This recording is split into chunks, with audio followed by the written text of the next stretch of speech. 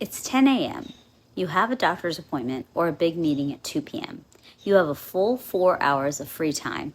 To a neurotypical person, this is a massive window of opportunity.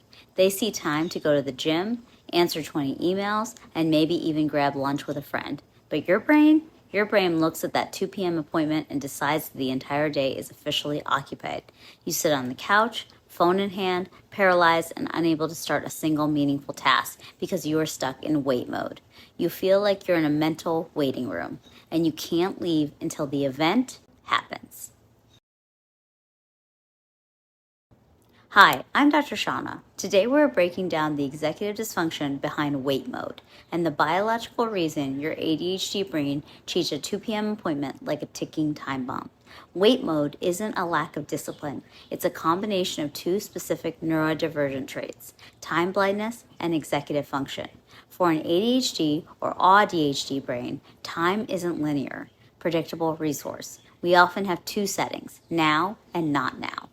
Because we know we struggle with time blindness, the inability to accurately sense how much time has passed, our brain develops a fear of getting lost in a task.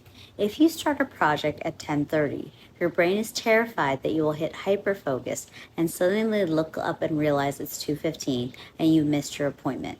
Wait mode is actually a misguided safety mechanism. Your brain is holding you hostage to make sure you stay on time.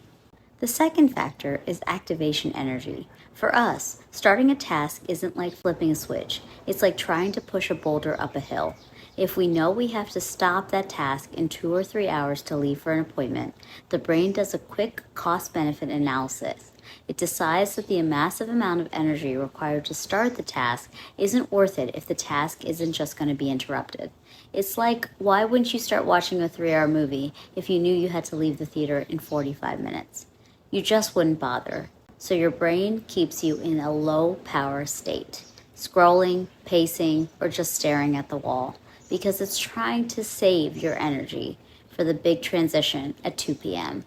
But wait mode is incredibly damaging to our mental health. It leads to a shame spiral. You spend the 4 hours doing nothing, but you aren't actually resting. You are anxious, you are checking the clock every 5 minutes, and you're beating yourself up for being lazy.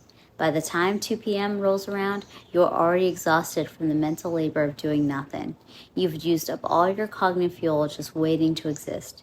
You show up to your appointment feeling burnt out, even though you did nothing all morning. So how do we break the paralysis? We have to lower the activation energy. I use a tool called the bridge method. Instead of trying to do a big task while waiting, give your brain a disposable task, something that takes 15 minutes and can be dropped at any second without losing the flow. This keeps the engine idling so you don't stall out. We also need to externalize the time. Don't rely on your internal clock. It's broken. Set 3 alarms, one for an hour before, one for 15 minutes before, and one for time to leave.